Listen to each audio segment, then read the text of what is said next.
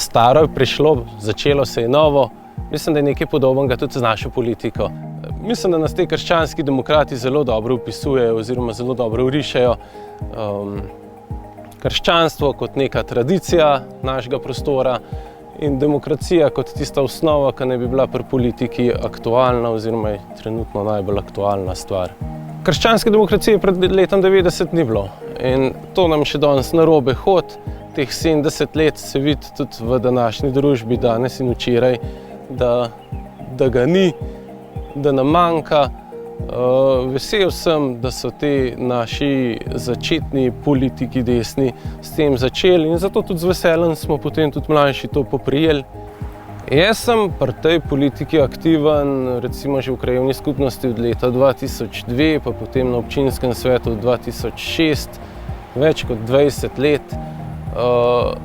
Sigurno ne bi pri tem vztrajal, če ne bi videl, da se to delo nekje obrestuje, da delam za neko skupno dobro, plačila kot lokalni politik, kot amaterski politik ni nikakršnega, to so kupenih stroškov in kupene odgovornosti, kličejo te dan in noč, ampak enostavno to odgovornost čutiš in zato tudi temu odgovarjaš. In če ne bi bili taki ljudje tudi okoli mene, taka druščina znotraj Nove Slovenije, sigurno tukaj ne bi vztrajal oziroma ne vidim nobene druge obveze.